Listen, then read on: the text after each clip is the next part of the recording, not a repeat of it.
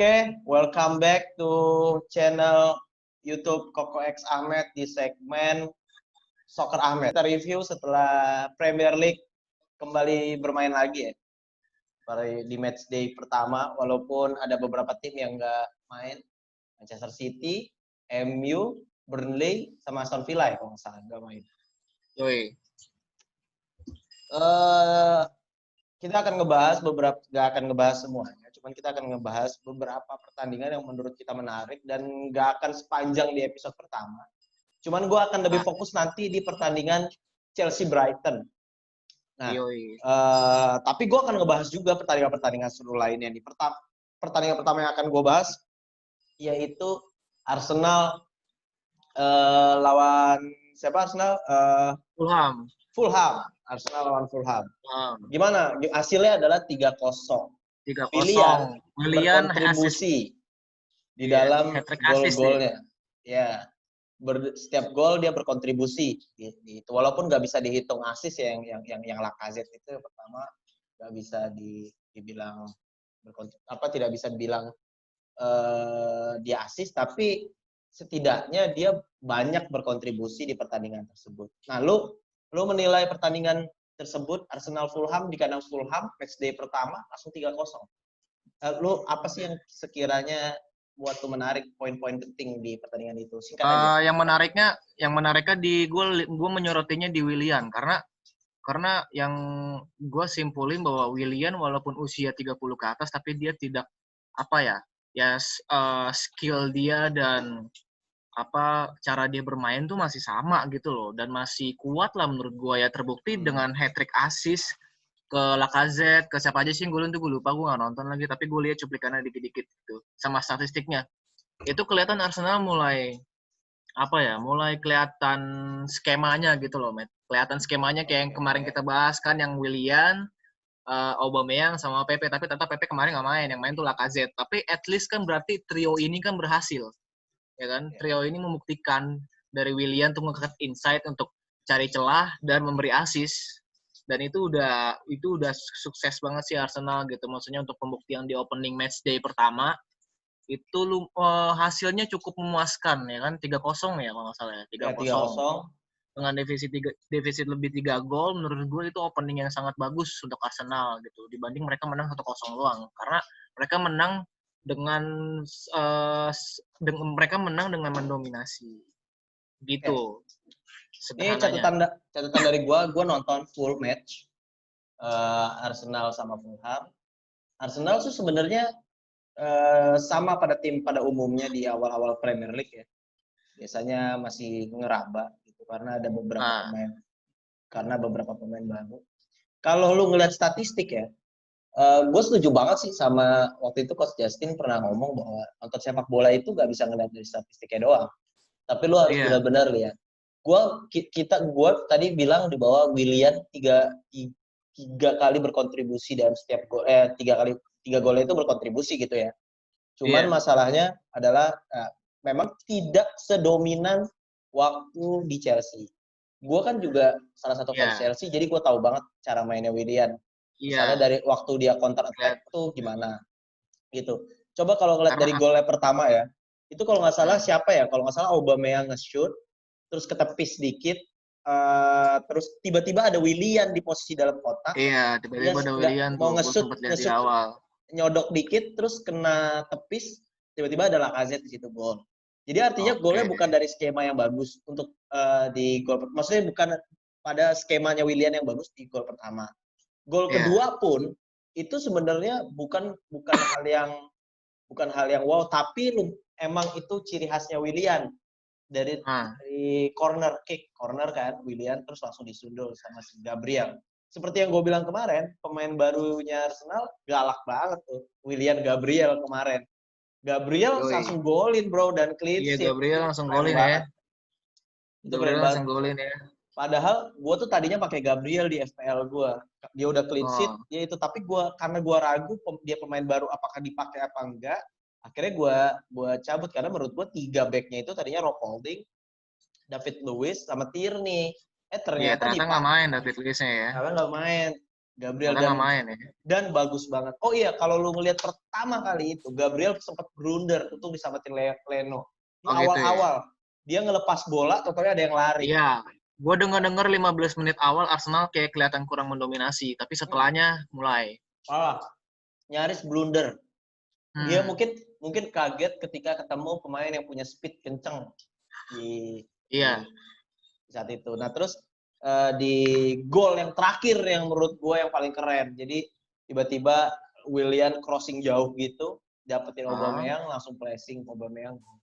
Nah menurut gue Willian yoi, tapi kontribusinya paling efektif di gol ketiga. Tapi ah, Willian bukan berarti nggak bisa. Willian lebih mudah adaptasi karena dia emang udah di Premier League sebelumnya. iya, dia udah tahu lah setelannya Ya, gitu. tinggal dia nyetemnya nih Iya, nyetem sama squad Arsenalnya. sama Arsenalnya. Nah itu doang sih catatan Iya. dari gue. Dan menurut gue tetap ngeliat pertandingan match pertamanya Arsenal, gue tetap yakin bahwa Arsenal kayaknya champion musim depan. Iya, aku juga yakin dia ya kayak kemarin gue bilang dua opsi masuk champion, empat besar atau Europa League. Udah itu aja sih menurut gue. Yang paling memungkinkan dan gue rasa kayaknya nanti Arsenal di transfer musim dingin kayaknya gue rasa dia bakal beli satu atau dua pemain lagi buat jadiin squadnya sih menurut gue. Ya bisa bisa juga beli lagi. Bahkan ini kan Iya, masih ada waktu untuk Arsenal beli. yoi, Kalaupun yoi. Berarti Arteta kesimpulan ngerasa Arsenal udah mulai kelihatan lah ya skemanya ya, dan terbentuknya squadnya tuh udah kelihatan. ya gue nggak setuju sama obrolannya misalnya si Binder bilang Arsenal kurang bagus mainnya waktu di Community Shield. Menurut gue match day pertama membuktikan bahwa Arsenal salah satu tim yang siap masuk.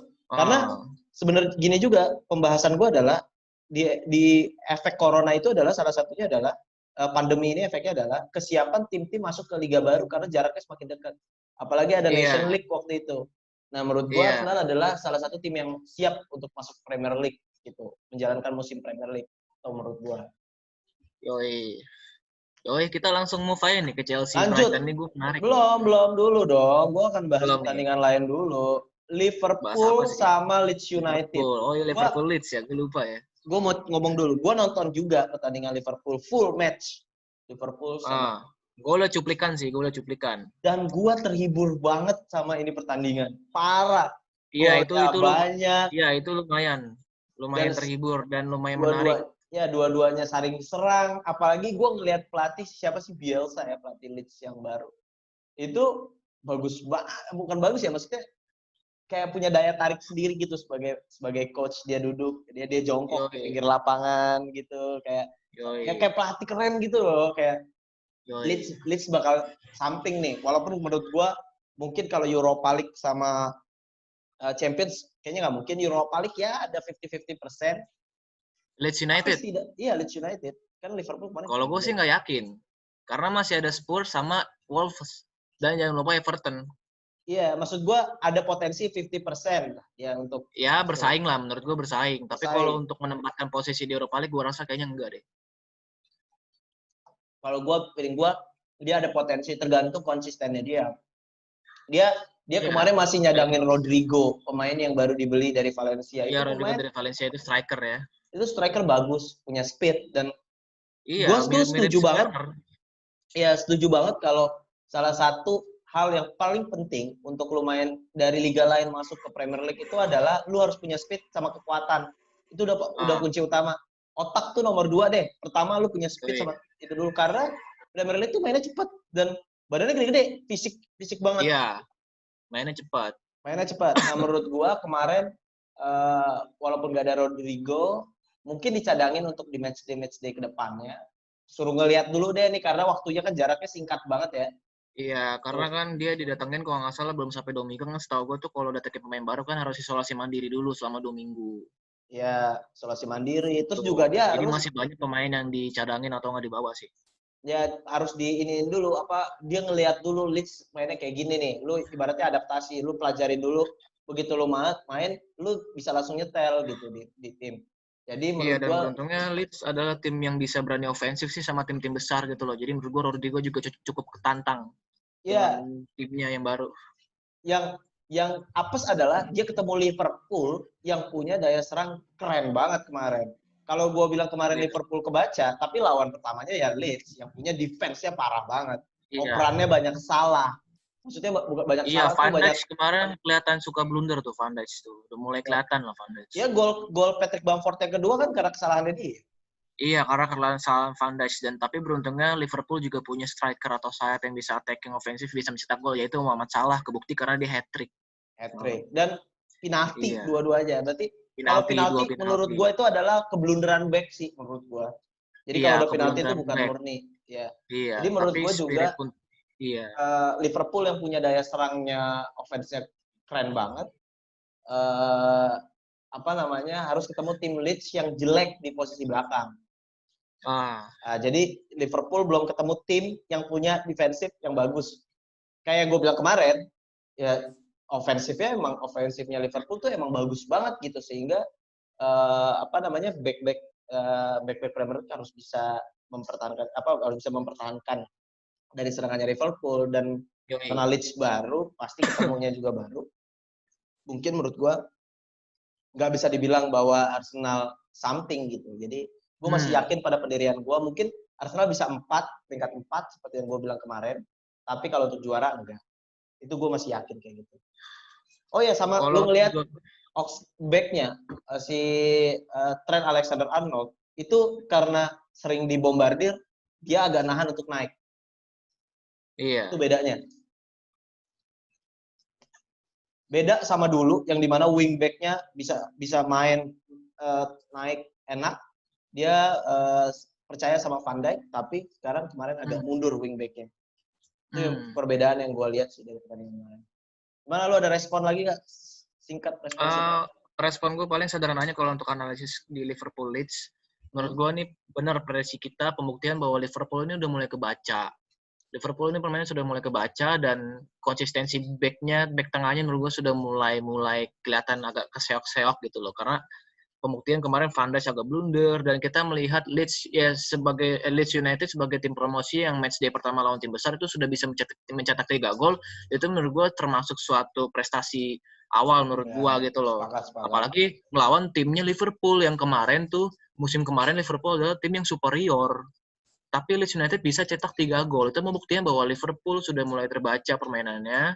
Back-nya sudah mulai terseok-seok dikit-dikit juga blunder. Tapi ada catatan juga Liverpool ofensifnya masih oke. Terbukti kemarin Muhammad Salah hat-trick dan ofensifnya itu menurut gua keren sih kemarin tuh kayak gue lihat dari highlight-nya juga kemarin tuh agak jual beli serangan tuh masih ada gitu loh. Oh, parah. Itu lu Iya, nonton jual beli serangan tuh masih ada. kayak pertandingan final loh, lu nonton tuh seru banget, parah. Uh, Keren. Oke, gitu aja ya untuk Liverpool ya. Oke, Terus gue Liverpool. lanjut ke sebelum masuk ke itu satu pertandingan dulu, yaitu Tottenham Everton. Tottenham Tottenham Everton tuh juga menarik tuh. di kandang sendiri kalah 1-0 sama Everton. Iya. Gimana nih Ntar menurut lu gue lu? mau ngomong dong. Gue mau Ya. ngomong. Matchday Tottenham Everton adalah kekalahan pertama perdana Jose Mourinho di home. Itu kekalahan pertama kali. Dia punya statistik bahwa opening matchday pertama, apalagi di home, nggak pernah kalah. Tapi ternyata di Spurs dia merasakan kekalahan juga akhirnya. Dan kekalahannya cuma 1-0 dan dikalahkan oleh tim sekelas Everton menurut gue. Itu kayak kalau gue simpulkan Mourinho kayaknya apa ya, kayak karismanya Mourinho sebagai pelatih ya kan dia menjuluki special one menurutku kayaknya sudah mulai redup gitu loh menurut gue kayak sudah mulai dipertanyakan gitu loh apakah Jose Mourinho masih layak dibilang pelatih yang hebat bukan hebat tapi ya apakah arsiteknya yang sekarang itu bisa dibilang bagus atau enggak gitu tapi menurut gue kesimpulannya kayaknya menurut gue gaya arsitek formasi dari Jose Mourinho dan taktiknya menurut gue sudah mulai bukan basi tapi tuh kayak gitu-gitu aja ya nggak sih Spurs kan kebukti karena Spurs kayak yang gue lihat tuh kemarin gue sempat nonton dikit Tottenham sama Everton Spurs tuh kayak agak terlalu defensif tapi attackingnya tuh kayak melempem juga gitu loh. Oke. Ini gue Persama apa? Ada catatan menarik nih. Oh. Shoot on targetnya sama-sama 5. Di antara Everton sama Tottenham tuh sama-sama 5.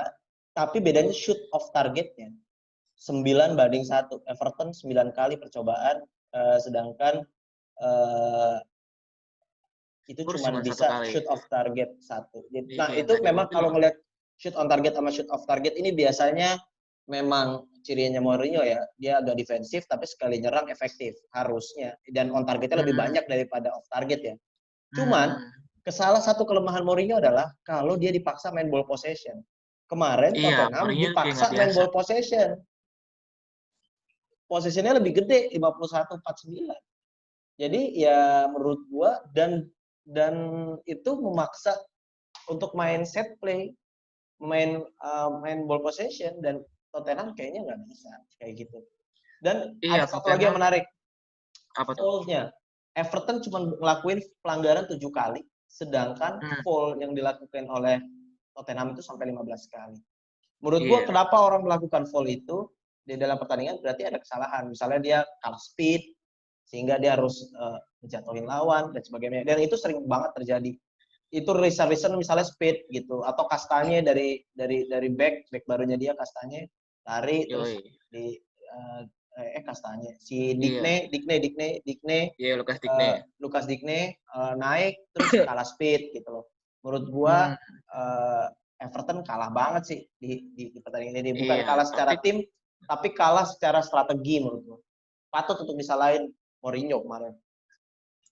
iya, dan gue ngeliat kemarin kita menyoroti pemain barunya James Rodriguez. Menurut gue kemarin Ya, gimana James Ames? Rodriguez menurut gue kemarin bagus. Cuman tuh kayak James mungkin ya karena Messi pertama kali ya kayak karena kalau kita bicara tentang James Rodriguez ini adalah dia tuh pemain bagus ya kan, pemain bintang, apalagi dia dari Real Madrid yang udah juara champion 2 kali ya kan, kalau nggak salah 2 kali apa dia juara champion, dan sempet kan ke Bayern Munich ya kan 2 musim.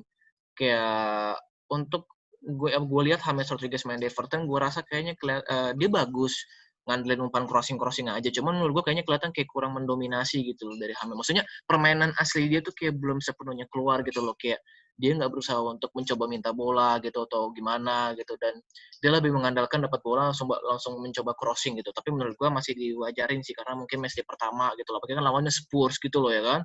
Lawannya Spurs dan pelatihnya Jose Mourinho tuh agak gengsi juga tuh. Makanya mungkin menurut gua James Rodriguez masih menjaga ya, masih ngeliat-liat dikit-dikit ya, makanya kan dia ngandelin crossing aja. Yang penting gua crossing ngasih yang moga-moga dapat assist gitu menurut gua.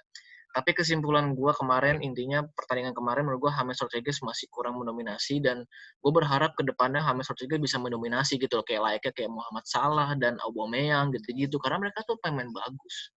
Gitu loh. Jangan sampai James Rodriguez cuma jadi supplier dari tengah aja gitu loh, kayak gimana ya, gue pengen lihat James Rodriguez tuh sebagai pemain yang bisa membagikan Everton gitu loh. Jangan sampai James Rodriguez cuma melempem di situ aja gitu loh, karena kan dia statusnya kan bermain kepada, oke lah kita bisa disebut bahwa James Rodriguez bermain di tim sekelas Everton yang suka sering di papan tengah ya kan.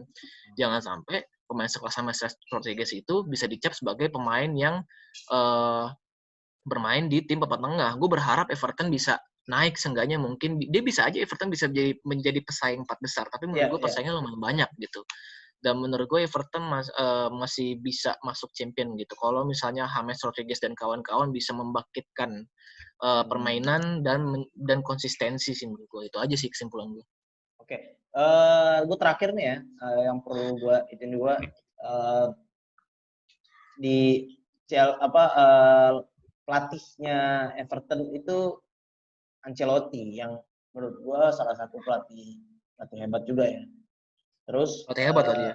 pelatih hebat. Nah, yang selain James Rodriguez ada 2 pemain baru, Abdoulaye Doucouré sama Alan. Itu 2 jangkar baru. Alan bagus banget di Napoli. Doucouré juga pemain bagus sebenarnya di Watford. Itu dua defensive midfield yang menurut gua bisa menjaga pertahanan sih sampai sejauh ini. Kebuktikan belum kebobolan. Tinggal James yang bagaimana caranya meng-crossing bola-bola ke Calvert-Lewin ataupun Richarlison. Karena Richarlison punya speed, Calvert-Lewin punya positioning yang bagus walaupun speednya ya lumayan, tapi tidak begitu cepat kalau dibanding dimain di Premier League. Sama kemarin save-nya Pickford itu bagus-bagus banget. Oh iya, Pickford. Oke, kayak gitu aja kali ya. Kita lanjut ke Oke, sip. Brighton sama Chelsea. Nah, Chelsea ini gimana nih? menarik Gimana nih. nih? Ini menarik. Coba lo Kemarin gue sebagai bukan nonton. fans Chelsea, lo coba utarain Iya, pendapat lo. kemarin tuh gue nonton. Gue Ya. nonton di awal gue sedikit. Pertama sih sebelum nonton kayak gue kan ngeliat line up tuh ya. Gue pas Hmm. ngeliat line up kok gue agak-agak kaget gitu loh. Kan kayak Hmm. ya, Chelsea kan beli pemain-pemain bagus kok nggak pada dikeluarin gitu loh. Cuma kan akhirnya kan gue berpikir oh mungkin beberapa ada yang masih mungkin aja. Hmm. Mungkin masih ada yang isolasi mandiri dan setahu gue Hakim Ziyech kan cedera kan ya. Ya. Hakim Ziyech. Iya, Dia Hakim sama Ziyech. Chilwell cedera. Kayak masih ada yang cedera dan sisanya gue juga nggak tahu Thiago Silva kenapa nggak ikut main juga Oke, nanti gue gitu. jelasin itu. Dan Pulisic masih cedera atau enggak sih sebenarnya gitu gue bingung tuh. Apa disimpan kali buat lawan Liverpool, tapi nah Ah, makanya itu gue mungkin menyimpulkan bahwa mungkin Lampard mencoba menjaga pemain pentingnya untuk bermain lawan Liverpool menurut gue gitu. Makanya tapi yang dimainin tuh Werner sama siapa namanya, Havertz Havertz, kayak. Nah ini yang Mount. menarik nih. Ini yang menarik nih. Di Hmm. antara dua pemain baru itu Chelsea, Werner sama Kai Havertz. Menurut gua yang paling bagus semalam adalah yang maksudnya mencari peluang dan mencoba menjebolin gawang dan mencoba cut inside itu adalah Werner menurut gua. Sisanya pemainnya tuh kayak bukan ampas tapi kayak gitu dah kayak kita lihat kemarin kan Brighton lebih mendominasi gitu loh. Justru malah yang mendominasi itu Brighton dan wah gila itu serang-serangannya itu keren banget Brighton sumpah itu peluang-peluang Brighton, Hmm. Matt. Kalau misalnya peluang Brighton itu berujung gol, itu Chelsea bisa kebantai, gue yakin asli. Ya. Itu Chelsea bisa kebantai. Beruntungnya Brighton tuh finishing dari peluang yang bagusnya itu gagal gitu loh. Ada yang gagal, ada yang ketepis juga. Tapi akhirnya kan pas di babak kedua akhirnya Brighton jebolin tuh dari out of the box ya kan. Itu Hmm. kesalahan Kepa sih menurut gue. Kenapa Kepa nggak antisipasi dari belakang. Tapi yang menarik di sini adalah gue rasa kayaknya Chelsea kemarin lebih main menunggu kayak counter attack aja gitu yang gue lihat. Hmm. Karena mungkin alasannya yang gue lihat ya, yang gue lihat Hmm. kayaknya mungkin Lampard mencoba untuk menjaga pemain supaya gak gampang cedera juga gitu loh. Karena kan minggu depan lawan Liverpool, habis itu kemarin juga gue mikir awalnya ini Chelsea bisa menang apa enggak ya dengan pemain kayak gini, dengan kondisi lagi diserang-serang, tapi ternyata kemarin akhirnya dapat 1 gol melalui penalti yang dimana itu menurut gue bisa menurunkan mentalitas Brighton untuk menyerang gitu loh, kayak maksudnya kayak jadi kayak ke pressure gitu loh karena Chelsea udah dapat 1 gol gitu. Dan akhirnya di babak kedua kan sempat kebukti tuh kan tuh Brighton nyetak 1 gol gitu loh. Menurut gue itu wah ini udah Hmm. kelihatan kayak Chelsea susah menang. Tapi ternyata kita kaget juga ngelihat tendangan Ricky James dari jauh, mungkin dia kesel tuh ya, dia Ya. teman-temannya pada nggak bisa jebolan bagaimana langsung sulting aja lah jeder tiba-tiba masuk itu bagus tuh menurut gue, itu keren tuh Ricky Ya. James gitu loh. Dan Ricky James juga sebenarnya kemarin kayak bukan Ricky James aja sih menurut gue, dari sisi back kiri dan back kanan tuh gampang banget kelewat gitu loh sama Brighton. Perhatiin deh, ya kan kemarin kan Hmm. Brighton tuh ngandelin cut inside dari kiri dan kanan gitu loh ya kan, Ya. main Ya. apa Ya. sih, supplier dari kiri ke tengah gitu. Back tengahnya juga kayak kelihatan kurang antisipasi gitu loh. Dan juga strikernya untuk menyerangnya, gue kasihan sama Werner sih kemarin. Kayak kemarin tuh asli itu kemarin yang Loftus-Cheek sama Kai Hmm. Havertz tuh mereka nggak bisa melayani Werner dengan baik menurut gue. Padahal kemarin Werner tuh udah menempatkan posisi dia yang bagus menurut gue, ya kan? Oke. Tapi sayang Werner tuh nggak dapat supplier yang bagus gitu loh. Kayak Havertz kemarin wah hancur deh menurut gue. Kayak Havertz kalau dikasih rating kayaknya mungkin antara 4 atau 3 menurut gue gitu loh, kayak Havertz menurut gue. 4 atau 3 ratingnya. Kalau untuk Werner menurut gue mungkin dia bisa di angka 7 atau 8 karena menurut gue kemarin Werner sempat sempat mencoba nyari shot on target dengan gayanya dia, menusuk gayanya dia, lari, gocek dikit, cari celah shooting itu kan nyari si gol tuh, tapi akhirnya ternyata full time Werner nggak golin juga. Padahal gue ekspektasi Werner golin gitu. Ya. Dan Ya. menurut gua akhirnya Chelsea cuma mengandalkan gol-gol ini aja, gol-gol ya kan, gol pertama kan penalti, gol Nanti. kedua dari Ricky James karena ya mungkin udah kepentok kali kan karena bingung mau ngapain syuting aja gol, dan gol ketiga kan dari corner Dari Kurtzoma corner. ya kan, golin Betul. dari set piece corner, dia mengandalkan syuting yang nggak Deflection. dijaga sama pemain Brighton, dan kalau nggak salah kan itu sedikit deflection Ya. kena kaki gitu loh, dan itu berujung gol. Menurut gue itu hokinya Chelsea akhirnya bisa menang sih. Tapi kalau gue simpulkan Chelsea vs Brighton adalah menurut gue Chelsea menang dalam keadaan kondisi yang menurut gue kurang bagus gitu menurut gue. Dan sayangnya Brighton bermain menurut gue Hmm. bermain mendominasi tapi akhirnya berujung kalah gitu. Itu kesimpulan gue sih. Oke. gitu. Tapi terus bentar. Tapi Hmm. gue kayaknya berekspektasi kayaknya lawan Liverpool, Chelsea baru kelihatan nih permainan aslinya. Karena kan pemain-pemain intinya nggak main. Karena kalau kita lihat kemarin tuh dari segi striker itu Werner itu udah mulai kelihatan dia cocok dan bagus sepertinya gitu loh.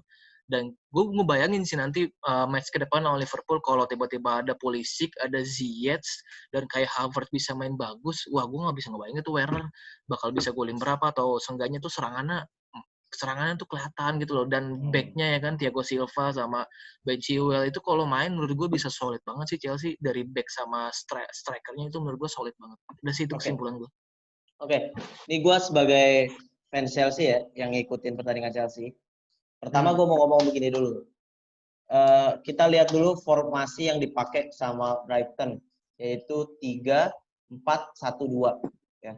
3-4-1-2 dia. Padahal Brighton itu umumnya pakai 4-4-2 atau biasanya 4-3-3. 4-3-3 biasanya Dia jarang pakai 3 back. Baru kemarin main pakai 3 back. Artinya udah jelas Brighton pingin ngambil posisi tengah. Membombardir posisi tengah. Terus dia pakai 2 striker di depan yaitu Trossard sama Maupay. Supaya main crossing. Tarik Lamptey di kanan itu sering masuk sama Solimarch itu sering crossing ke tengah. Lamptey suka nusuk gitu dia, pinter dia. Suka nusuk karena dia tahu di depannya ada 2. Nah, itu strategi yang dipakai sama Brighton. Nah, kalau lu ngeliat line up-nya, nggak ada pemain baru kecuali Adam Lallana. Iya, Adam Lallana tuh. Tapi era sayang banget cedera dia. Gue rasa kalau Lallana bisa main sampai full time, gue rasa kayaknya bisa beda cerita. Bisa cetak 2 gol lagi menurut gue. Ya, cuman itu yang membuat Brighton lebih siap dibanding Chelsea. Iya, mentalitasnya lebih siap ya, karena dia udah main bareng sebelum-sebelumnya sama udah musim lalu. Itu gue ngeliat dari si Brighton ya. Nah, sekarang gue mau ngeliat dari posisi Chelsea. Kalau mau ngelihat starting line up-nya Chelsea ya, itu dia pakai 4-3-2-1. Oh, 4-3-2-1 ya? 4-3-2-1. Di tengahnya itu dia numpukin Jorginho, Robben Loftus-Cheek sama N'Golo Kante. Ya. Ini 3 pemain. Ini tiga pemain tengah ini menurut gua dipakai karena Lampard tahu Brighton akan berusaha untuk mendominasi tengah. Robben Loftus-Cheek, Jorginho sama N'Golo Kante itu defensive midfield. Bukan attacking midfield. Jadi memang Chelsea spesialis untuk bertahan nih. Bukan midfielder attacking, iya. Ya, karena Lampard tahu bahwa dia nggak bisa nganderin bagian belakangnya. Makanya 3 pemain ini berusaha untuk lebih defensif. Cuman mereka tidak bisa ngalirin bola dengan baik ke depan. Iya. Itu perlu catat juga. Nah, kenapa dia nyerang dari wing? Karena emang udah penyakitnya Chelsea selalu kalah dari wing. Coba lu sebagai fans MU, lu lihat Wan-Bissaka yang nggak bisa crossing disundul sama Martial. Padahal ada Zuma sama Rudiger yang tinggi banget. Yang kalau lompat juga tinggi, Martial bisa golin. Tapi nggak ada peluang yang kayak gitu malah. Maksud gue dalam artian adalah emang Chelsea itu lemah di wing. Karena Alonso sama Reece James sering naik dan lupa mundur. Makanya ada Jorginho sama Kante yang lebih mendominasi di belakang. Lu nggak akan ngelihat kemarin Jorginho sama Kante lebih nusuk. Nggak ada di pertandingan kemarin. Nggak kelihatan, nggak lihat. Paling menurut gue Lampard akan ngomong, Jorginho, Kante, lu jaga wing. Kalau misalnya Alonso sama Reece James naik, backup ya, jadi backup. Makanya Chelsea lebih pemainannya jelek. Cuman Robben Loftus-Cheek ini berharap dapat mengalirkan bola dari belakang ke tengah, bisa ke Werner, bisa ke Havertz, bisa ke Mount. Tapi itu nggak sesuai ekspektasi. Nggak sesuai ekspektasi. Nggak apa-apa lah. Terus ketika berubah diganti sama Ross Barkley di babak kedua, itu mulai kelihatan tuh, mulai kelihatan lebih ofensif. Itu mulai kelihatan. Lebih ofensif. Nah, karena Ross Barkley emang center midfield ataupun attacking midfield. Beda posisinya. Udah jelas kayak mainnya jadi berubah. Itu catatan yang gue yang pertama ya. Nah, yang kedua adalah ketika ngeliat line up ini, itu nggak ada pemain wing. Mason Mount sama Havertz itu bukan winger. Nggak ada wing. Dia bukan winger. Dia attacking midfield. Iya, attacking midfield. Jadi, Ini pemain tengah semua yang main ini menurut gue. ya, jadi seharusnya Chelsea bisa mendominasi di tengah. Tapi kenyataannya kemarin main banyak dari sayap. Iya, yang Dipaksa sama main dari Brighton sayap. main dari sayap. Itu yang membuat Chelsea Hmm, tidak nyaman di babak pertama. hmm. Itu menurut gua. Terus ya, ngomongin line up lagi nih. Menurut gua ada beberapa pemain. Oh ya gini, Lampard sehari sebelumnya tuh statement bahwa yang pemain baru yang siap itu cuma Havertz sama Timo Werner. Timo Werner Hmm, kenapa lebih siap? Karena sebelumnya udah ikut pramusim sama Chelsea lawan Brighton juga. iya, Ya dia udah main bareng nih. Sedangkan kayak Havertz itu baru latihan ngesut-ngesut doang di hari pertama sama ngoper-ngoper. Belum iya, latihan benar keseluruhan itu tim. pramusim. Jadi wajar kalau Havertz itu masih agak bingung ya namanya pemain Iya, baru. gue Terus taruh bentar. Gue memahami kemarin Werner. Gue memahami kemarin Havertz kayak bukan nggak keluar lagi, malah kayak udah bukan Havertz hmm, permainannya. Karena menurut gue ya positioning dia tuh bukan sayap, tapi di positioningnya di sayap ya kanan. Menurut gue itu juga menjadi bukan ya aneh sih jadinya ya kayak hmm, Havertz dipaksa main di kanan dan akhirnya nggak sesuai ekspektasi. ya Gue sangat betul. mengerti gue sangat mengerti di situ. Cuman menurut gue gini loh, kalau misalnya memang lu nggak biasa dengan posisi sayap, at least lu memainkan crossing. Semalam tuh nggak ada crossing yang matang dan bagus menurut gue semalam tuh nggak ada. Ya Nah, kan kebukti dari gol-gol oke. Chelsea itu dari set piece corner sama shooting dari tengah itu pun yang nendang Ricky James. Itu loh Ya, ya oke kan. oke. Menurut Oke gua nih, itu menurut sekarang gua kayak gue belum belum sampai ke Havertz nih. Gue masih ngomongin tadi hmm, pemain itu Werner sama Havertz. Havertz belum pernah latihan bareng, tiba-tiba main. Wajar masih ngeraba. Itu menurut gue. Terus Ben Chilwell akan dipakai ketika lawan tim-tim yang ultra ofensif kayak misalnya Liverpool besok. Dia akan iya. gantiin Alonso kalau misalnya udah fit. Chilwell cedera, Ziyech itu juga lagi cedera, nggak bisa dimainin. Terus dia Chilwell bilang tuh fullback kan? fullback kiri. Iya, fullback kiri ya. Ya. Terus Aspilicueta itu harusnya kan posisinya Rhys James. Rhys James tapi main Hmm, kemarin. Aspilicueta hmm, karena masih baru sembuh cedera. Padahal udah siap iya. main. Akhirnya main kan di babak kedua. Pulisic yang dibilang disiap main, tapi nggak dipaksa main. Karena apa? Lampard Takut tahu cedera. tanpa ada Pulisic dia bisa menang. Chelsea masih bisa menang menurut gua. Bisa menang. Ya udah, jadi Pulisic Iya. nggak di bench pun nggak dipakai. Karena dia rentan banget, makanya dia mempersiapkan diri untuk lawan Liverpool. Liverpool aja. Thiago Silva itu begitu nyampe sebenarnya dia udah bisa latihan sama tim Chelsea, tapi dia bilang dia mau Iya. istirahat dulu lebih lama karena Ya baru habis dia final final, dia Eropa. masih lelah. Jadi menurut Heeh. dia istirahat dulu, dia menikmati barulah suasana baru di London. Iya. Dan mungkin dia bilang dia siap untuk main di mana di waktu lawan Liverpool. Tapi kita nggak tahu nanti keputusan Lampard mau memainkan dia atau enggak. Nah, Oke. itu akan masuk ke preview. Nah, gue mau ngomongin sekarang dua pemain baru yang main ya. Oh, sama line up ini ya. Line up ini itu sedikit yang benar-benar posisi utamanya. Maksudnya yang starting line up. Kepa oke. Di kanan itu Heeh. harusnya Aspilicueta bukan Rhys James. Berarti Rhys James itu adalah Heeh. cadangan karena masih umur 19 tahun. Andreas Oh, iya. Christensen ini juga bukan line up, harusnya Rudiger di posisi ini. Ya harusnya Thiago Rudiger. Silva. Ya. Yang line up cuman Kurt Zouma. Di kiri Hmm. Alonso setelah ada Ben Chilwell, ini masih ragu apakah Alonso menjadi line up atau Ben Chilwell. Nah, Hmm. terus ada Jorginho Kante. Di posisi kemarin di tahun musim lalu Jorginho lebih defensif, N'Golo Kante lebih nusuk. Ternyata sekarang dipakai beda. Jorginho Hmm. sama Kante bisa main bareng sama-sama defensif. Uh, Antara ini pasti lebih posisinya Kante sama Jorginho ini posisinya bisa sama. Karena salah satu posisinya itu harusnya posisinya Kovacic. Hmm. Nah, terus di posisinya Ruben Loftus-Cheek ini ada harusnya Mason Mount yang kemarin ya. Hmm. Ruben Loftus-Cheek cadangan artinya. Terus berarti Hmm. artinya antara Jorginho sama Kante tadi ada yang sebenarnya cadangan, berarti bukan line up. Harusnya Kovacic line up juga nggak turun. Terus Ruben Loftus-Cheek ini bukan line up, dia cadangan juga. Terus ada Mason Mount di kiri, harusnya dia di posisi Ruben Loftus-Cheek, di kirinya harusnya Pulisic. Terus di kanan kayak Havertz yang harusnya posisi kemarin ada Willian, terus posisi sekarang itu adalah Ziyech line up-nya. Havertz itu posisinya Mount di tengah dan Mount itu Ah. cadangan. Berarti Mount bukan di posisi yang sekarang, Mount bukan starting line up.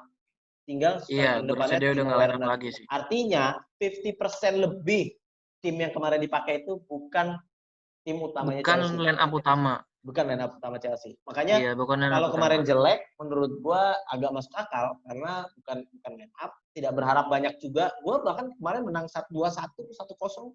Itu udah Iya, bagus at least menurut menang gua. lah gitu. At least menang lah. At Gak least usah menang lah. mendominasi tapi menang. Dan itu cukup bagus walaupun gue setuju sama lu, golnya bukan gol bagus Reece James, tapi gue patut apresiasi sama Reece James ya. Oh, patut dong diapresiasi. Patut. Pemain muda, berani, dia bakal asis kan. Yang Zuma itu kan dia asis. Iya. Ya, itu cukup bagus lah. Menurut gua dia pemain muda yang bisa ganti-gantian sama Aspi yang udah tua gitu. Iya. Nah, sekarang gue mau ngomongin ke Havertz.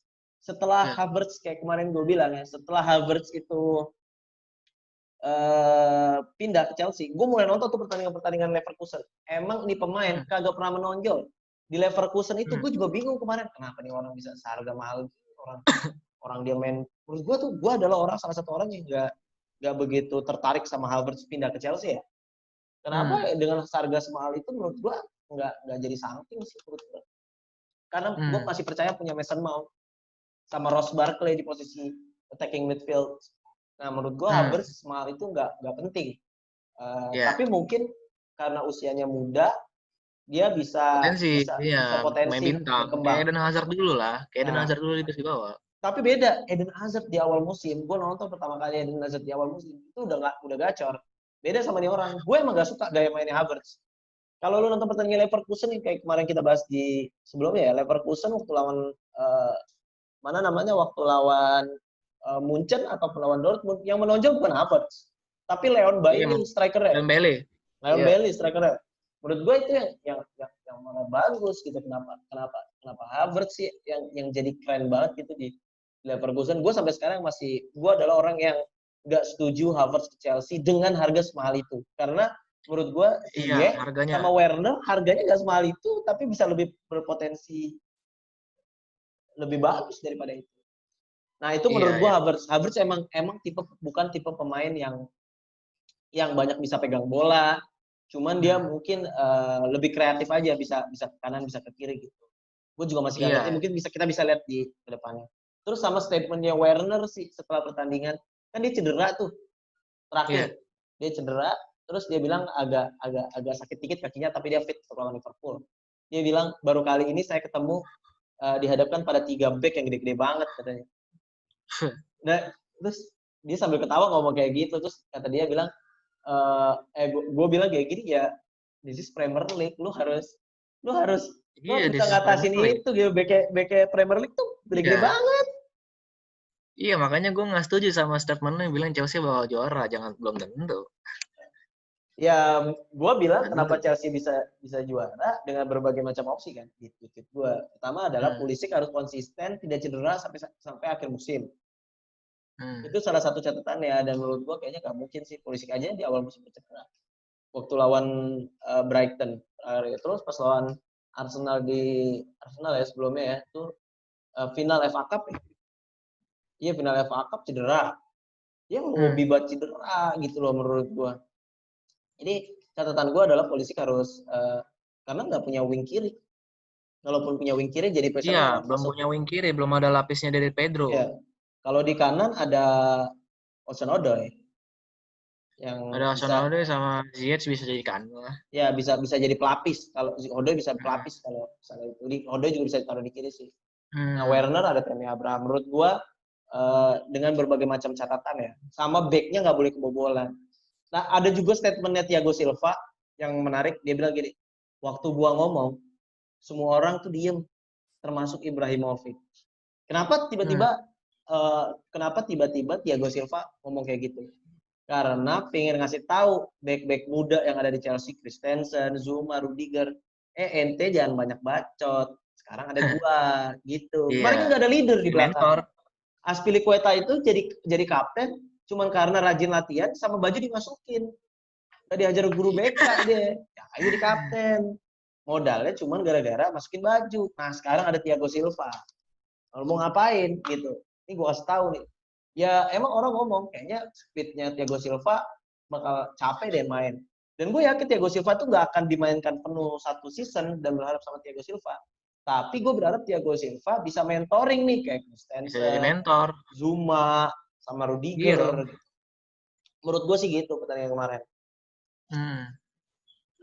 Oke lah, gitulah simpulannya ya. Gue rasa Chelsea mungkin baru kelihatan permainannya ketika line up aslinya tuh baru keluar. Dan Betul. Werner, intinya kesimpulannya Werner sudah mulai memasuki ekspektasi dengan permainan dia yang ngandelin sprinting dan mencoba cut inside juga dan shooting dari luar, memberanikan diri menusuk lawan back-back Premier League yang kuat. Dia pede dan berani gitu loh. Iya, berani sprint. Berani banget, sprint dia bagus, berani bagus. banget, dia berani.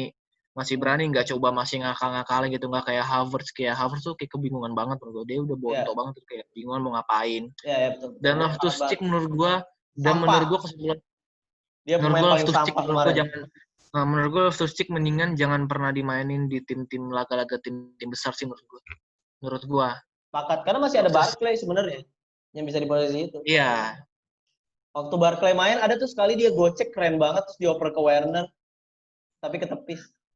Iya, tapi itu kemarin pas Barkley ngasih ke Werner itu menurut gue agak-agak terlalu lama gitu loh, karena kan pas terakhir agak counter attack tuh menurut gue kayaknya harusnya langsung dikasih ke Werner, karena kan Werner punya sprinting yang bagus, dia bisa ngejar. Kenapa harus nunggu di box dulu? Kenapa harus nunggu di kotak penalti dulu baru dioper? Soalnya kan keburu backnya datang, ya kebukti kemarin pas udah dikasih ke Werner mau shooting udah keblok duluan. Menurut gue itu salah. Harusnya dari jauh dikasih ke Werner. Itu gue sepakat. Cuman balik lagi, mungkin Werner sama Barkley belum main bareng. Belum nyetel itu aja. Dan Barkley pada posisi itu mungkin awal pemikiran dia nggak mau ngoper, mau ngesut. Iya, soalnya musim kemarin nggak ada striker Chelsea yang punya sprint bagus. Iya, gayanya beda. Ya mungkin kayak gitu sih. Harus kenalan dulu lebih jauh menurut gua. Gitu sih, menurut gue harus ada adaptasi dikit-dikit lah, makanya gue bilang gue nggak setuju kalau Chelsea juara Liga Inggris. Gue nggak setuju. Oke, kita lihat aja deh kalau gitu di musim-musim selanjutnya. Ini baru matchday pertama dan obrolan kita aja di satu matchday dari kita bahas 4 pertandingan ini udah cukup menarik banget. Segitu aja kali ya untuk di episode kedua dari Soccer Ahmed. Thank you banget yang udah nonton. Kalau lu juga fans bola yang udah setuju sama kita, boleh banget untuk komentar di kolom komentar, tapi jangan lupa subscribe sama like-nya atau share-share. Yoi, jangan lupa share juga. Ya, thank you banget udah support channel kita. Nantikan kita di episode ketiga. Nanti episode ketiga kita akan bahas soal preview di matchday kedua. Kalau sekarang kita review, nanti kita akan preview sebelum pertandingan yang MU akan main lagi setelah vakum dan setelah kalah. Kebanggaan gua. 1-0 sama Aston Villa. Oh iya. Ya, gimana previewnya MU ke depan lawan Crystal Palace yang kemarin Zaha-nya bagus banget. Oke, thank you for watching. See you next time. Bye.